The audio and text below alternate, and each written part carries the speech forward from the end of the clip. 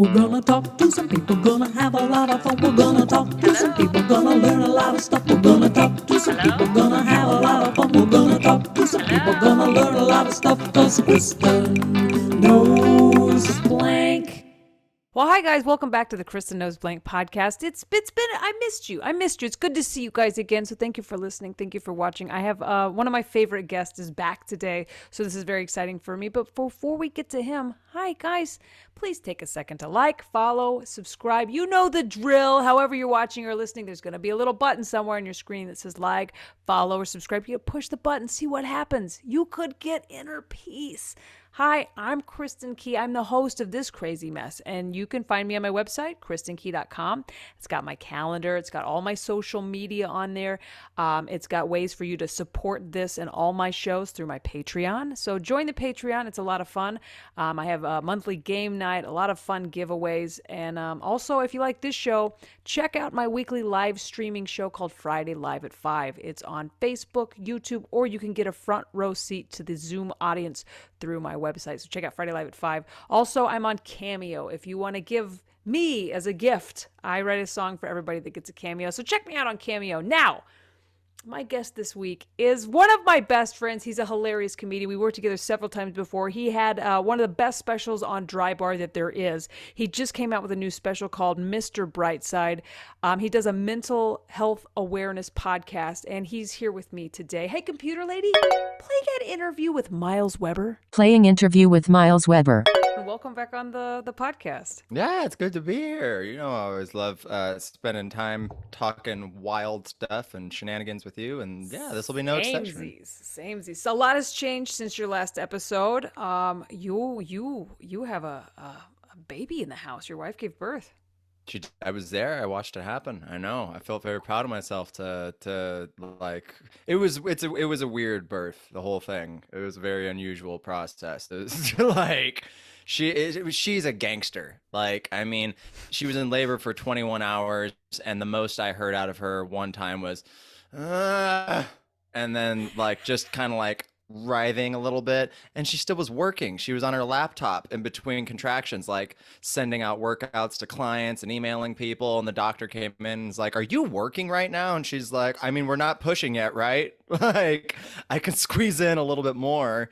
And then when we started pushing, I think she pushed for 3 hours, but like the doctor was the most casual thing of all time. She's like coming in with like snacks, like, How's it going? Okay, I'll come back when something more exciting is going on. And she would just kind of come and go. But, oh, look at that. That's a head. Okay. And then she was like, so what do you guys do for a living? Like, okay, right on. The nurse had seen my Dry Bar special, and that was strange. And so then I'm like, okay, this seems weird. Are we doing this? They're like, oh, yeah, we've been pushing for a while now. And then they just yanked him out, and there he was. And, yeah, that was, I mean, he's almost 3 months now.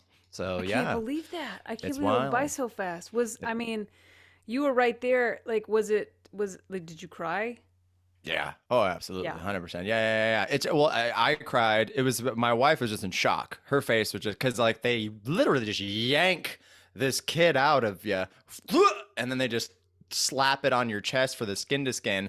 And she was just kind of like, and I'm like, yeah, that's weird. Usually stuff that comes out of you don't want to touch your skin. Yeah, so I can immediately. See, yeah, initial reaction to be like, ugh. Yeah, so there's kind of like this weird, like, oh my God, there he is, and then yeah, as soon as they started cleaning him off, and the nurse was like, he'll hold your hand if you give him your finger, and I gave him my finger, and that was like the second thing he did on this planet in this lifetime was he held my finger, and I'm like, oh God, somewhere Ed Sheeran is like jizzing in his pants because he's got a thing about babies grabbing your thumb, and this was like everything in that moment, and at that moment I was like, oh, I get it.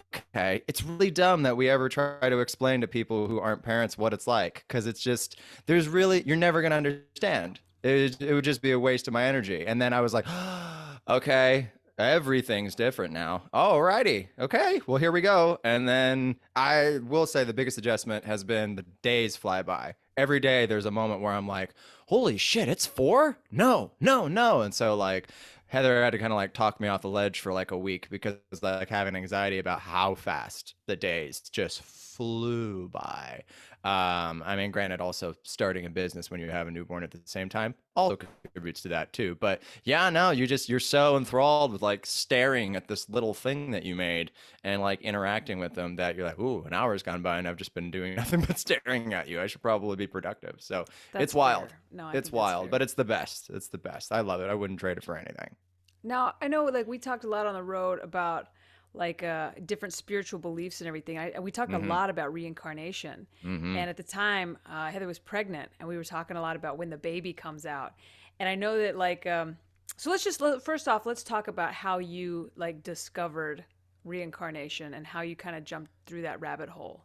Yes, yes. So, I mean, like any good thing that you would stumble upon in the 2020 decade, I was on TikTok, and which is how it always starts. There was this guy on there. I believe his handle is Michael Armstrong 444. I might be butchering it, but I believe that there's a Michael and a 444, and he was talking about past life things and these books and these past life regression hypnotherapists, and I'm like, what are you talking about? But the real big thing was he led off with this story from this book about a child who had remembered their past life, and in their past life they had gotten murdered. They gotten murdered. And so he was like, yeah, this is what happened to me. And yeah, they killed me. And it was recent enough that they could like find the person. He remembered his name and everything. And he was like, yeah, this was my name. This is who I was. This is where I lived.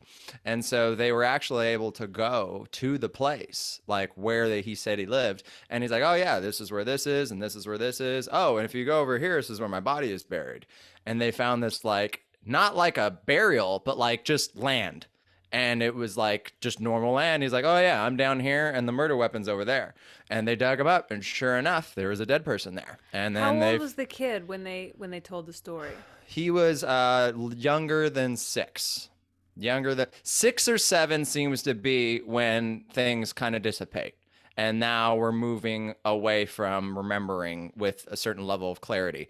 Around 2 or 3, right when they start talking, is when you'll start getting some weird things that they'll say. 4 or 5, they'll start to get into more of the details and the stories. And then 6, it peaks. And then around 7 is when it tends to peter out with some of these kids. So he was around 5 or 6 when this was at its investigation level. And they found the murder weapon. They found an axe. And the kid also had a birthmark on his face in the same place where he said he got hatcheted.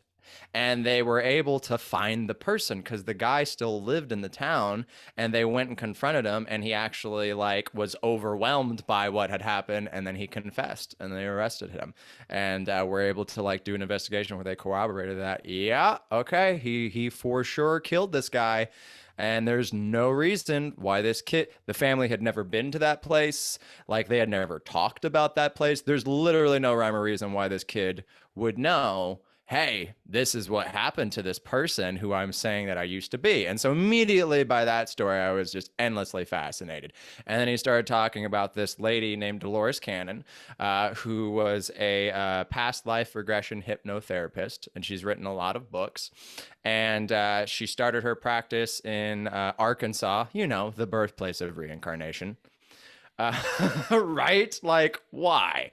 And so she started doing hypnotherapy in Arkansas, and then she just kind of stumbled into it, that she could get people to a certain level of hypnosis where something would happen and they would be able to like remember different lives. And then she would always try and walk them to like their death.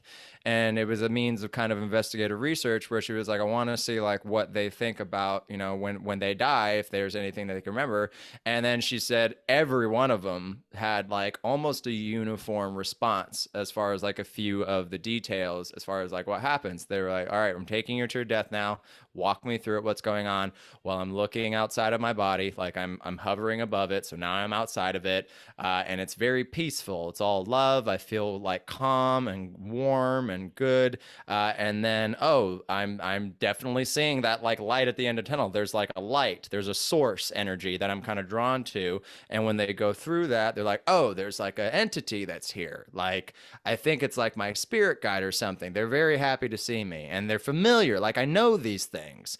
And so that was always the stuff that was very, very uniform. And then they would go with these entities into the afterlife and they would have what they call the life review. And they would kind of go through their life and they would try and go over the lessons that they learned, everything like that. But also they would have to live out the feelings of the perspective of the things that they did to people in their lifetime from those people's perspective. So if there's any type of bad karma that you might have inflicted onto a person in your lifetime, you will then ultimately have to relive it through their eyes as what you did to them.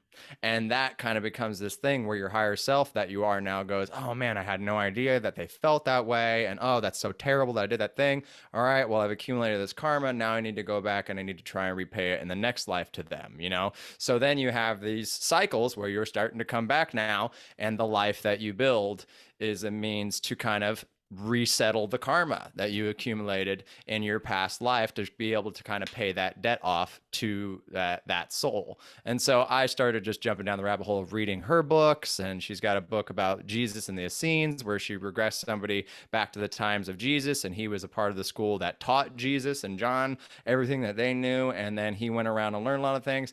And then I just went down the rabbit hole of the books, and I'm like, it just feels good. You know, I feel like in this lifetime, we don't really have too much to point to as far as too much hard evidence on what you can believe happens after you die. So it's really a catch-all. You could just believe whatever you want to believe. Yeah. And this just felt good. It made sense to me. It made me feel like there was enough reason to really just go, okay, like really consider your interactions with other humans and what you're doing with people and all that. And it just felt like, all right, this seems like really good reasoning to just be a good human being as much as you possibly can. And so I just really gravitated towards it. And it just seems like things have made a lot more sense in my life since I've been like, yeah, this is probably just what happens, you know, and I've been able to kind of like navigate things better. Interacting with you, and like for anybody that's like watching or listening that went on the like crazy, like, no, it's crazy. Here's like the first time we talked about it, there was like it's bullshit, you know? Mm-hmm. And then when we weren't around each other, started Googling like kids who have remembered past lives. Just Googled it. And if you want a fun afternoon, Google just that. Yeah. And then have fun having your mind blown and just like, because they're not connected. They don't know each other. They're from different parts of the world. And it's kids at like this like very early age that do not know, you know, what military plane names should be. Just spouting off information about, and just as if it is just fact. And so, I was going to say that drew me into this topic more and like kind of made me want to talk to you more about it, because it's one of those, like, you work with somebody, you're just like, okay, that's what you believe. That's silly. And then you're just like, let's watch that documentary, Myles, because we watched the documentary together and I was like, okay, fascinating. Yeah, the documentary, I believe, is called Surviving Death, and it's on Netflix, and it's a docu-series where they really go into, you know, people who have had near-death experiences, mediums, things like that. But the one that we watched was the last episode, which was on kids remembering their past lives. And yeah, they had multiple families and kids that they interviewed where they were able to remember their past lives. One guy used to be a Hollywood actor, and he remembered his past life. That was cool. And then the kid you were talking about, who his plane went down. He was a fighter pilot in the war in Japan, and his plane went down, and he was having nightmares as a baby that he was in a plane that was crashing, and all the artwork the kid was drawing was just like planes crashing. And even the parents were like, why don't you draw like some flowers or something? Right. So he drew planes crashing with some flowers in the ground in the corner. It was like a whole thing. They did a lot of research. They were able to trace back a lot of the facts and corroborate things that he said. And then they took him to the site when he was like 6 or 7 and just kind of like said, hey, it's okay to let him go now. And the kid was very overwhelmed, but then they got him to land, and it was like he was a new person. He was just happy and smiling and everything's okay. So yeah, and there's been multiple documentaries about that. And that guy I was telling you about on TikTok, he's got like 8 or 9 videos now where it's like mind-bending things that kids say, and it's just hundreds and hundreds, if not thousands of people in the comments going, this is something my kid said that was strange. And he just has a series of videos where it's just like, my kid said this. And they're like, remember when I was the mommy and you were the son? That was fun, right? Or they're like, I chose you to be my mommy because it seemed like you were going to be a good mommy. Like, so just things that you're just like, what are you talking about? And then one that really messed me up was because I rewatched it again last week because I was showing somebody, and there was a kid, he read a comment a few months ago, and the mom was asking the kid, what do you want to be when you grow up? And the kid was like, I mean, the war is about to start, so it doesn't really matter. And now I'm like, ruh-roh. Yeah, things like that, where I'm like, oh, no. I mean, but, okay, so, I don't know, like, the spiritual element of things. We both agree that there's like a spiritual, like, I don't know, I kind of believe in almost like the force, you know, that guides thing. And it kind of ties into stuff like this. We had that talk months prior. I was on a cruise ship and I meditate every morning. And every morning, like as I'm meditating, like thoughts come and go. And I've been struggling with the idea of death. And so I was like, you know what? Universe or whatever, I would like some clarity on death and to feel more peace about it. And I get on this shuttle bus going to somewhere in Mexico, and the first thing I pop up on Facebook is like the crazy thing my kids ever said, nothing to do with death. And I'm just like scrolling, and it was all about past lives. And I was like, how crazy. And I think I texted you that day, how crazy that like these things just like, I don't know, just kind of ebb and flow, the energy of what goes in and what comes out. Yeah, you put the energy out of you wanted an answer, and the universe was like, okay, here you go. Here's something to chew on. Wild, right? And that happens. It's interesting when you kind of go to a meditative state and you're like, I need introspective on this thing. And then something just pops up. And like you said, it's not definitive. We don't know. We don't have proof. But like you said, it not only gives you peace, it also made you want to be like a better person. Yeah. Because of like the karmic effects, or what am I learning from this life? What is, if this is a life that I have some kind of it's for like a trial and error experience, what is my purpose here? Yeah. Why am I like, am I going to just be an asshole and get a whole bunch of money and then go up to the big spirit tube and be like, well, that wasn't fun, and do it again? Because I think you can. I mean, from that's the thing with these books is it's like mind candy. So every little new nugget I get, I'm like, well, that might be how it works. And so it's just kind of like, I feel like it's so big that our human minds can't possibly understand it. But there are little things that we're like, it seems like that makes sense. I was just reading one of the books yesterday, and there was a nugget in a chapter that the record skipped for me, and I was like, okay, hold on just a second. And she regressed a guy back to, he was a gladiator in like ancient Rome, in like the Colosseum, like doing battle. And she's like, how do you feel about this? He's like, I don't like it. He's like, I really, really don't like it. He's like, I don't like killing people. He's like, I'm good at doing this, but that's why they make me do it. But I don't like it. I don't want to do this anymore. It's just hurts me. I don't want to do it. And she's like, do they make you do it? He's like, yeah, they won't let me do anything else. And then she fast forward to his death. She's like, how did you die?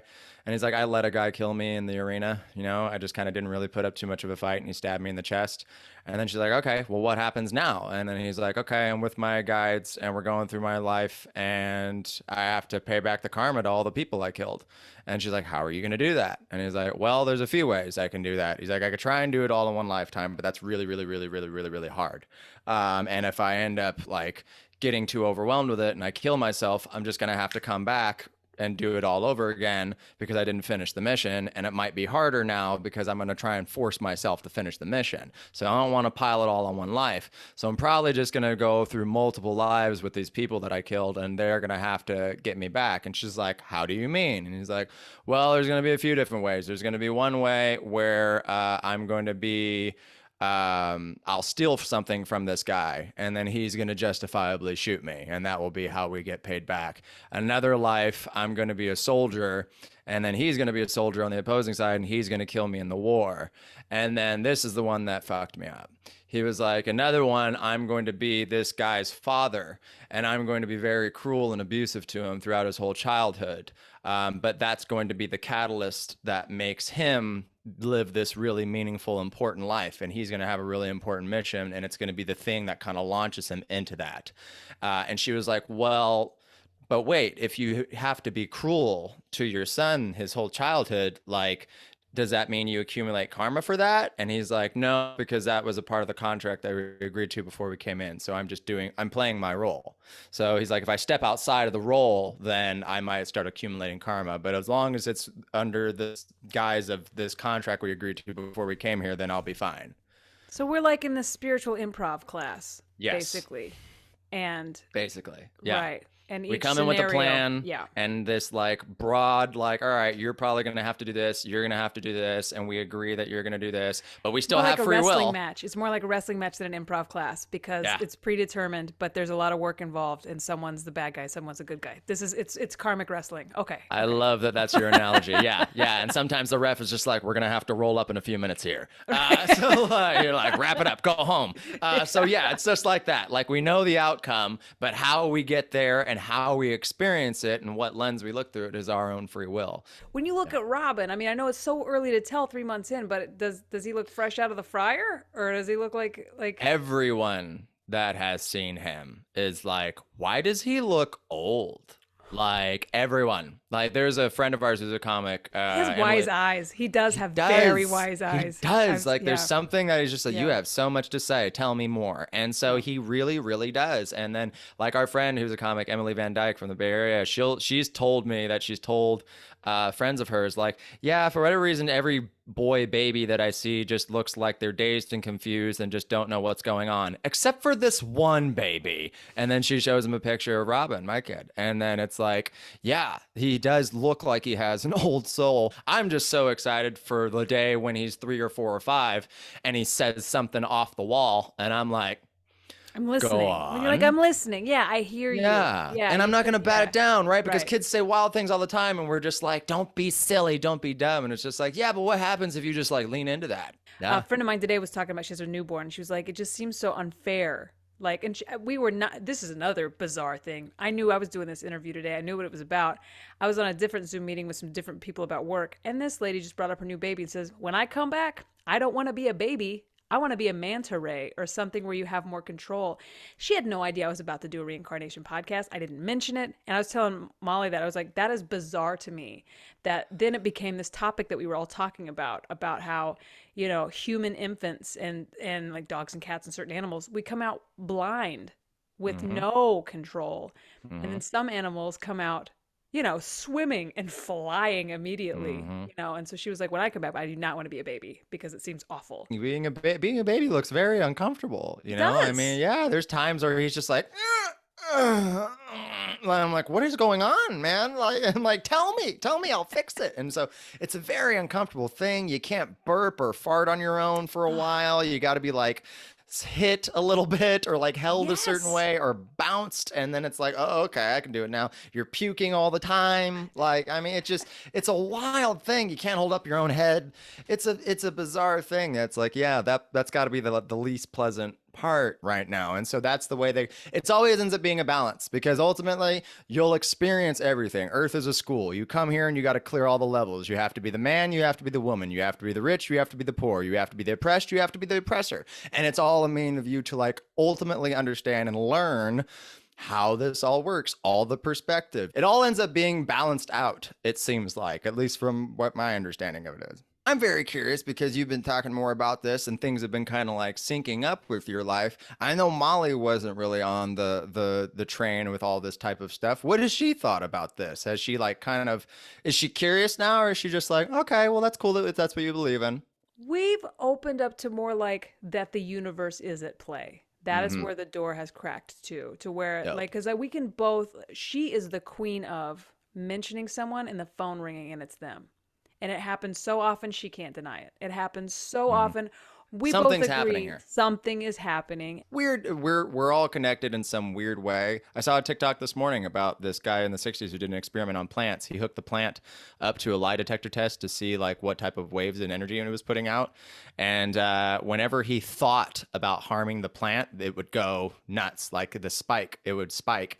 And then he was like, well, that's weird. And then when he was eating a sandwich one day, it started to go nuts again. And then he was like, well, that maybe it's because I'm eating his friend or something. And then he just went to a place of like just being really grateful for the food and everything and just tried to have like a place of gratitude, was it? And then it calmed down a little bit. And then he did an experiment where he boiled water and he dumped live shrimp into the water by the plant. And again, the plant the wave started losing it. So there was something that the plant was picking up on energy wise that it was upset by if something was being harmed near it. And so I'm like, what is that? What is Whatever that? it is, my wife sings to it every morning. My wife grows stuff, and like she has brought some seeds to like as soon as they start to sprout, she's like, "Hi, welcome to the world." I'm like, and I said this morning because I knew we were doing this. I was like, if that plant is anything reincarnated, it is like, oh, someone just welcomed me to the world, because she's always like,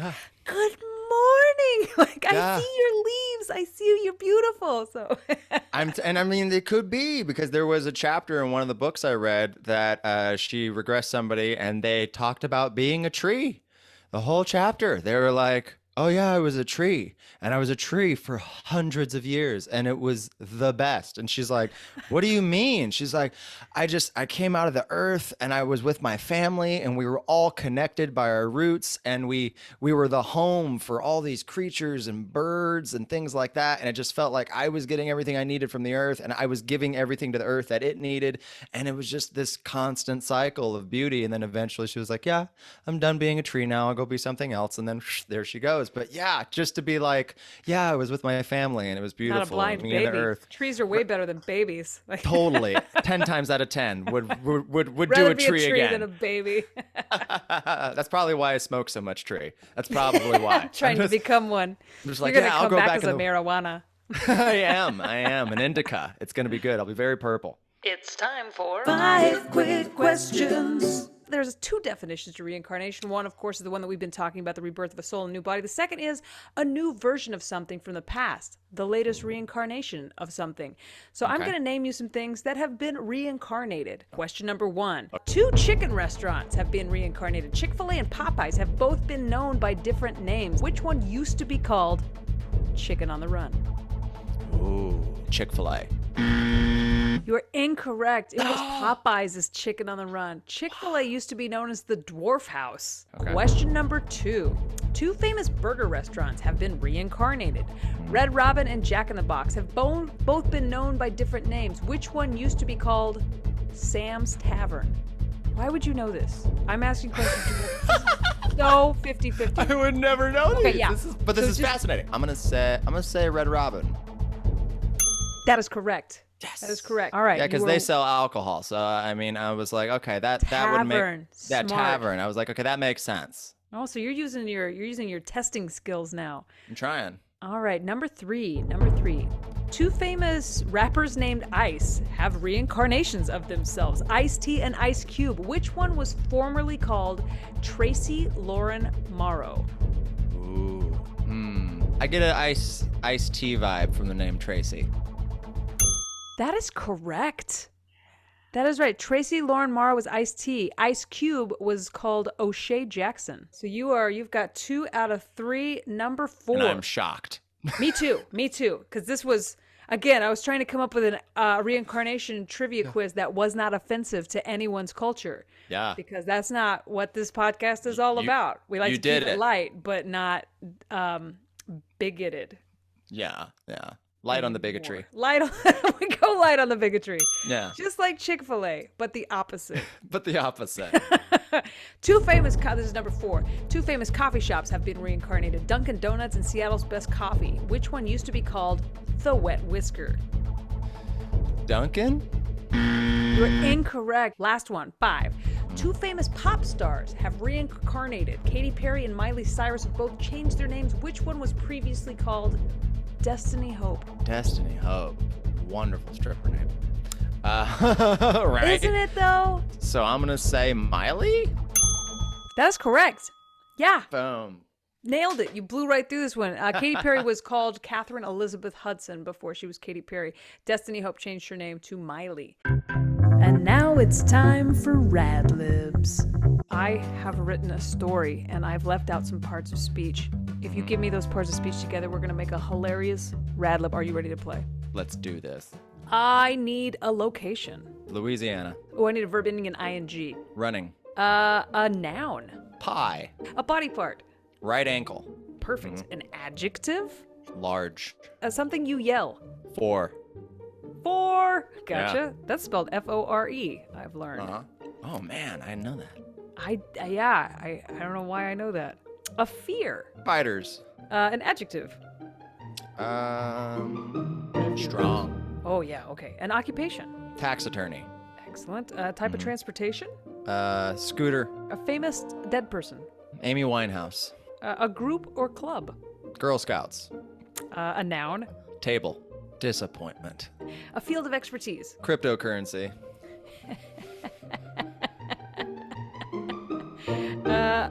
A famous living person. The Pope. An adjective. Rosie. A verb ending in ing. Learning. Okay, we have a story, my friend. We have a great story just for you and our topic today, and it is called Reincarnated, and it feels so good. What happens when we die? Do our spirits go to heaven or Louisiana, or do our spirits just keep on running? Is our energy reborn into a new pie? I saw a show on reincarnation lately, and one of the stories made the hair on the back of my right ankle stand straight up. The parents of a large little girl had become concerned after their daughter continually woke up in the middle of the night screaming, 4!